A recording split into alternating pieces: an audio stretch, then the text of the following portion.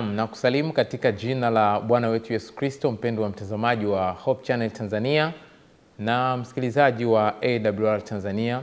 Karibu sana katika kipindi chetu cha siku ya leo, kipindi cha kanisa katika mwendo. Mimi ninayezungumza nawe ninaitwa mchungaji na mwalimu Godliven Maximilian Ngesi, mchungaji wa kanisa la Waadventista wa Sabato. Karibu sana katika kipindi hiki cha kanisa katika mwendo. Na tunapoanza basi ni kukaribishe tuweze kuomba. Baba yetu na Mungu wetu mwema uishie juu mbinguni, tuna kila sababu ya kukushukuru na kulitukuza jina lako. Asante kwa neema yako, asante kwa Roho wako Mtakatifu ambaye umemtoa kwa ajili yetu. Tunapohitaji kujifunza, tunaomba akatufundishe tukaelewe, na zaidi ya yote tukiandaliwa vema kwa ajili ya uzima wa milele. Tunajiweka mikononi mwako tukiamini ya kwamba uko pamoja nasi. Tunaomba haya yote tukiamini kupitia jina la Yesu Mwokozi wetu. Amen. Nikukaribishe tena katika kipindi cha kanisa katika mwendo. Hiki ni kipindi ambacho kinatusaidia kufahamu juu ya kanisa la Mungu hapa duniani. Usisahau ya kwamba kanisa ni la Mungu. Mungu ndiye miliki halali wa kanisa. Na kwa sababu kanisa ni lake, tunajifunza kipindi kinachohusu kanisa la Mungu. Sio kanisa la mchungaji wala kanisa la mwinjilisti, bali kanisa la Mungu. Kipindi chetu cha leo ni kipindi cha pili tangu tumeanza. Tulianza na kile cha kwanza ambacho tuliweka msingi wa kile ambacho tutajifunza katika vipindi vyote katika kipindi hiki cha kanisa katika mwendo. Tulisema ya kwamba tutakayojifunza yamewekwa katika maeneo mawili. Moja, tutaangalia juu ya kanisa. Hapa tutaona maana ya kanisa, tutaangalia muasisi wa kanisa, tutaangalia mjenzi wa kanisa, tutaangalia mkuzaji wa kanisa, tutaangalia nguzo tatu za kanisa. Lakini eneo la pili tulisema tutajifunza habari ya mwendo, mwendo wa kanisa, kanisa lililo katika mwendo. Na hapa tutajifunza tuelewe kanisa linalosafiri, kanisa linalokuwa, kanisa linaloongezeka, kanisa ambalo linakuwa katika uelewa wa kweli za Biblia na ongezeko la waumini. Kwa hiyo jina letu kanisa katika mwendo limebebwa katika vipindi hivi ambavyo tutajifunza kwa kina katika mafundisho yetu haya. Sasa leo tunaanza na kipengele cha kwanza. Tunajifunza ni nini maana ya kanisa. Ni vizuri tukafahamu maana ya kanisa kwa sababu ifuatayo. Watu wengi wana mtazamo usio sahihi juu ya kanisa. Na kwa sababu ya kuwa na mtazamo usio sahihi, imewapelekea wengine kwanza kupoteza imani katika kanisa la Mungu. Lakini mbili, imewapelekea wengine kuondoka na kuhama katika kanisa la Mungu. Tatu, wengine wamepoteza imani na Mungu kwa sababu ya kutokuwa na mtazamo sahihi juu ya kanisa. Sasa wengi wamekuwa wakifikiri ya kwamba kanisa ni jengo, kwamba ili ni jengo, kwa hiyo hapa ni kanisa la Mungu. Jengo sio kanisa. Jengo ni mahali ambapo watu wanakusanyika kwa ajili ya kuabudu. Jengo ni mahali ambapo kanisa la Mungu linakusanyika kwa ajili ya ibada na mafundisho na mambo mengine yote yanayohusiana na neno la Mungu. Kwa hiyo jengo tu sio kanisa. Usio na mtazamo huo. Jengo tu haliwezi kufafanua kwa maana ni kanisa. Kwa sababu hilo jengo leo watu wanapokutanika kwa ajili ya ibada, kesho linaweza likageuka kwa matumizi mengine. Linaweza likatumika kuwa ni makazi ya watu. Linaweza likatumika kuwa ni mashine ya kusagia.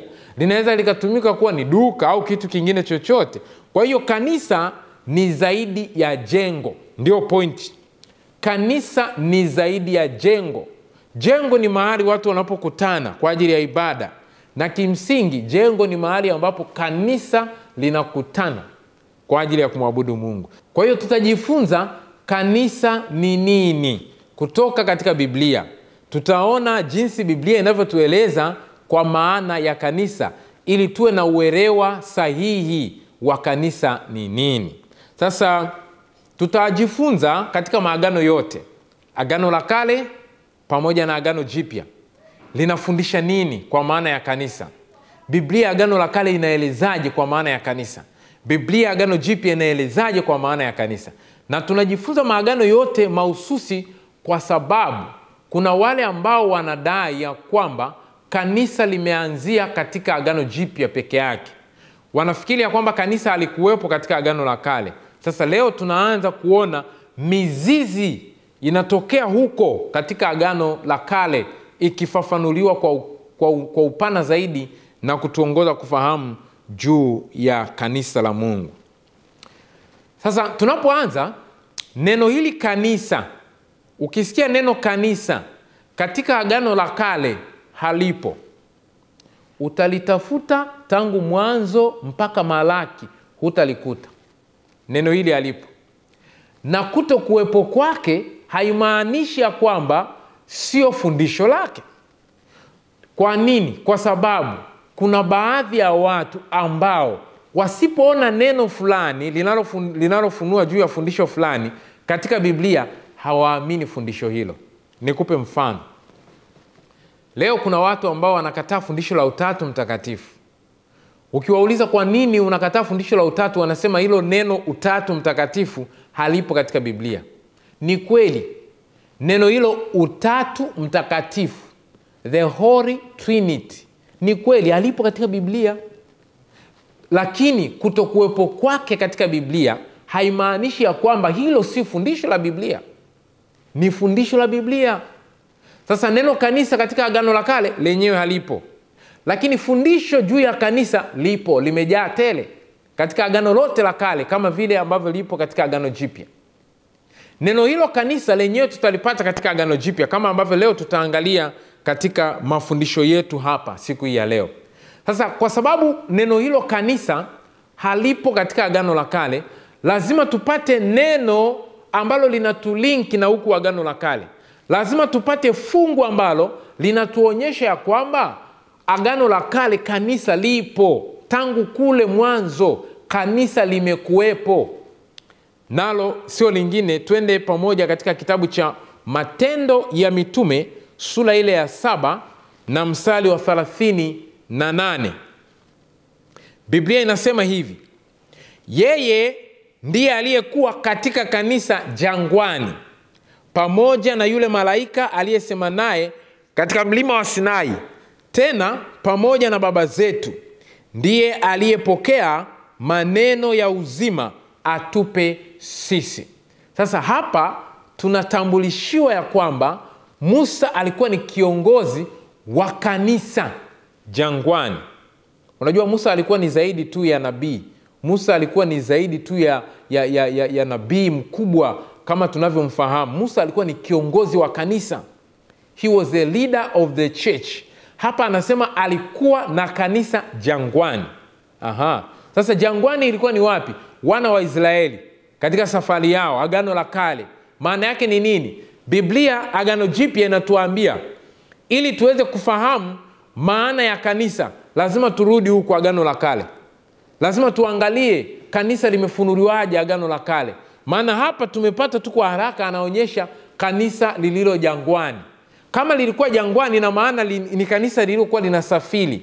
Hata kabla ya hapo limekuwepo katika nyakati za nyuma. Hata baada ya hapo limeendelea kuwepo katika Agano lote la Kale. Kwa hiyo tutaona sasa leo Agano la Kale jinsi litakavyotufafanulia maana ya kanisa. Lakini neno hilo kanisa katika Agano Jipya lenyewe lipo, limetokea mara 114. 114 unapata neno kanisa, kanisa, kanisa, kanisa katika Agano Jipya. Ikiwa ni pamoja na hili fungu ambalo nimekusomea la Matendo 7 fungu la 38 ambalo lenyewe linasema kanisa jangwani. Sasa neno hili kanisa ambalo limetokea Agano Jipya mara 114, kwa lugha yake ya asili ni neno eklesia. Kama unavyoona katika kiambaza chako hapo, neno hilo eklesia linamaanisha kuitwa au wito wa watu waliokusanywa. Angalia maana yake hiyo, kuitwa. Ukisikia kanisa linalotajwa katika Agano Jipya, maana yake ni watu walioitwa, na hasa inazungumzia kuitwa kwa lengo la ibada. Ukisikia neno hili kanisa katika Agano Jipya linamaanisha kuitwa, na hasa ni wito wa ibada, watu walioitwa kwa ajili ya kuabudu, eklesia.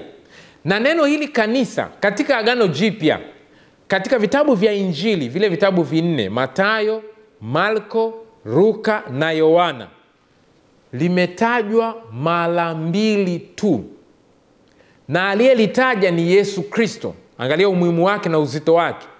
Yaani yeye aliyelitaja ni Mungu Mwana. Yeye ndiye analitaja kwa kuanza katika Agano Jipya. Tunaona Yesu ndiye anayelitaja neno hili kanisa. Na sasa hebu tuangalie katika Mathayo 16 mstari wa 18. Mathayo 16:18 Biblia inasema, nami nakwambia wewe ndiwe Petro, na juu ya mwamba huu nitalijenga kanisa langu. Kanisa langu. Hilo fungu linatuonyesha kwamba Yesu kumbe na yeye ni mmiliki wa kanisa, maana anasema kanisa langu. Lakini tutaiangalia pia masomo yanayofuata hapo. Yesu ndiye anayejenga kanisa, anasema nitalijenga kanisa. Kwa hiyo mjenzi ni yeye. Sasa hiyo sio mada yetu ya leo. Nini ambacho nilikuwa naongelea hapa? Katika Agano Jipya, kwa mara ya kwanza kabisa, neno kanisa tunalipata hapa likitamkwa na Yesu Kristo mwenyewe. Kwa hiyo anavyolitamka hapa kanisa, anaongelea eklesia, anaongelea watu walioitwa kwa ajili ya ibada. Mahali pengine anapotamka ni katika Mathayo 18 mstari wa 17. Yesu anasema hivi, na asipowasikiliza wao, liambie kanisa, na asipolisikiliza kanisa, na awe kwako kama mtu wa mataifa na kama mtoza ushuru. Sasa mahali hapo katika mafungu haya niliyokusomea yanayotaja kanisa, Yesu alipotaja kanisa, neno hilo kanisa ni neno eklesia, neno la Kiyunani ambalo linamaanisha kuitwa, na huko kuitwa ni kwa lengo la ibada. Neno hilo eklesia ndio neno ambalo lilitumika kutafsiri neno la Kiebrania kahal, ambalo lenyewe lilitumika Agano la Kale. Angalia katika kiambaza chako hapo, neno eklesia ni neno la Kiyunani, ndio neno ambalo lilitumika kumaanisha neno kahali, neno la Agano la Kale. Nini maana yake? Wakati waandishi wa Agano Jipya wanaandika kwa maana ya kanisa katika Agano Jipya, walitumia neno hilo lililotumika Agano la Kale lenye kumaanisha kahali. Walipokuwa wakiandika, walipokuwa wakielezea, walipokuwa wakifafanua maana ya kanisa Agano Jipya, walilinganisha na neno la Agano la Kale, neno kahal. Sasa neno kahal la Kiebrania lenyewe linamaanisha nini? Lenyewe linamaanisha kusanyiko la watu wa Mungu. Linaweza kumaanisha mkutano wa watu wa Mungu. Sasa hebu naomba nikusomee tena lile fungu la Matendo sura ya 7 fungu la 38. Nitasoma kwa kawaida alafu nitasoma katika Kiswahili cha kisasa. Biblia inasema hivi, yeye ndiye aliyekuwa katika kanisa jangwani pamoja na yule malaika aliyesema naye katika mlima wa Sinai, tena pamoja na baba zetu, ndiye aliyepokea maneno ya uzima atupe sisi. Katika Biblia Kiswahili cha kisasa inasomeka hivi, Waisraeli walipokusanyika kule jangwani. Kamata sana hiyo neno, walikusanyika jangwani, kusanyiko la jangwani. Anasema Mose ndiye aliyekuwako huko kama mjumbe kati ya hao wazee wetu na yule malaika aliyeongea naye katika mlima. Maana yake ni nini? Kwa nini umetusomea tafsiri hizo mbili? Ile tafsiri ya kwanza inasema kanisa jangwani. Hii tafsiri ya pili inasema kusanyiko jangwani. Sasa hilo kusanyiko la jangwani ndio neno la Kiebrania kahali, ambalo lilitumika kuelezea mkutano wa watu wa Mungu, kusanyiko la watu wa Mungu. Maana yake ni nini? Ndani ya Agano la Kale, ukweli juu ya kanisa umefunuliwa kwa uwazi zaidi. Na mafungu yafuatayo yanaonyesha ukweli huo, ambao unaonyesha mkutano wa watu wa Mungu, kusanyiko la watu wa Mungu, watu walioitwa kwa lengo maalum ili kumwabudu Mungu na kuyafunua mapenzi yake, na hilo ndio kanisa la Mungu. Sasa tusome katika kitabu kile cha Kumbukumbu la Torati sura ya 9 mstari ule wa 10. Biblia inasema hivi: Bwana akanipa zile mbao 2 za mawe, zimeandikwa kwa kidole cha Mungu, na juu yake yameandikwa maneno mfano wa yote aliyoyasema nanyi Bwana mle mlimani toka kati ya moto siku ya mkutano. Narudia hapo, siku ya mkutano. Ulikuwa ni mkutano gani? Sio mkutano wa siasa, na wala si mkutano tu wa kijamii. Huu ulikuwa ni mkutano mtakatifu, mkutano wa Mungu, mkutano wa watu wa Mungu. Maana hapo walikuwa wamekusanyika ili wapewe amri 10 za Mungu. Kanisa la Mungu lilikuwa limekusanyika. Kwa hiyo hapa kanisa lilikuwa limekusanyika ili wapewe amri 10 za Mungu. Maandiko yanaeleza hivi pia katika Mambo ya Nyakati ya Kwanza sura ya 13 mstari wa 2. Daudi akawaambia, jamii yote ya Israeli, likiwa jema kwenu, tena likiwa limetoka kwa Bwana Mungu wetu, na tutume watu huku na huku mahali pote kwa ndugu zetu waliosalia katika nchi yote ya Israeli, ambao pamoja nao makuhani na Walawi wamo ndani ya miji yao yenye viunga, ili wakusanyike kwetu. Hii jamii inaongelewa hapa ni jamii ya wana wa Israeli. Wafanye nini? Wakusanyike, wawe na kusanyiko takatifu, kahal. Kwa hiyo hilo ndilo kanisa, mkusanyiko wa watu wa Mungu, watu ambao Mungu amewachagua kwa ajili ya kufunua mapenzi yake kwa wengine.